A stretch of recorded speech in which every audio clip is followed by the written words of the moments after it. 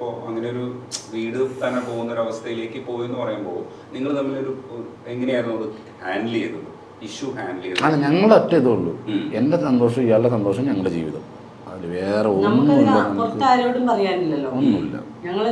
ഇത് തന്നെ നിങ്ങളൊക്കെ അറിഞ്ഞു തന്നെ അത് ഞാനൊരു പ്രത്യേക സാഹചര്യത്തിൽ പറഞ്ഞു പോയിരുന്നു.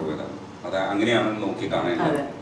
നമ്മള് ശരിക്കും അത് ഉള്ളിൽ തന്നെ വെച്ച് കൈകാര്യം ചെയ്ത് പോവുകയാണ് ചെയ്യുന്നത്. അങ്ങനെ അറിയിക്കാൻ ഒരു താല്പര്യം ഇല്ലാത്തൊരു കാര്യമായിട്ട് തന്നെയാണ് ഡീൽ ചെയ്യേണ്ടതെന്നാണ് മനസ്സിലാക്കുന്നത്. ഇത്രയൊക്കെ പക്വത നിങ്ങൾക്ക് എവിടുന്ന പെട്ടെന്ന് സീരിയസ് ആയത്?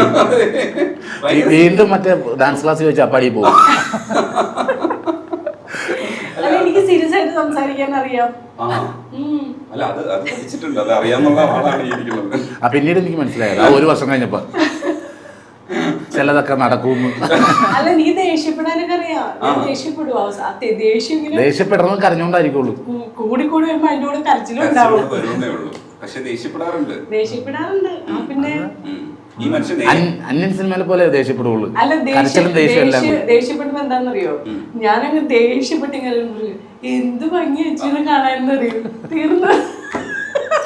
അല്ലെങ്കിൽ ഞാൻ വൈകിയെന്ന് വിളിക്കും. അങ്ങനെ കുറെ ടെക്നിക്കുകളുണ്ട്. ദേഷ്യപ്പെട്ട പൊട്ട് തിരിഞ്ഞുമ്പോ വൈകി എന്തായി പറയണ, വൈകി അപ്പൊ തീർന്നു. പിന്നെ എൻ്റെ ഒരു ടെക്നിക്ക് അറിഞ്ഞ് ഞാൻ പുറത്ത് പോയിട്ട് വരുമ്പോഴത്തേക്ക് ഇച്ചിരി വൈകിയൊക്കെ വരുമ്പോൾ ചീത്ത പറയുന്നുള്ള ഒരു ഉറപ്പാണെങ്കിൽ വാതിൽ തുറക്കുമ്പോഴേ എന്തെങ്കിലും കാരണം കണ്ടുപിടിക്കും ഞാൻ അതിൻ്റെ ഉള്ളിൽ. അതൊക്കെ ഞാൻ അങ്ങോട്ട് വഴക്കിടും. ഇതിനടുത്ത് ഇങ്ങനെ ഇട്ടേക്കണം, എന്താ അങ്ങനെ കാണിച്ചിട്ടേക്കണം, എന്താ, അയ്യോ ഞാനത് മാറ്റിയിട്ടേക്കാന്ന് പറഞ്ഞിട്ട് എന്നിട്ട് ഞാനകത്ത് കയറി പോകും.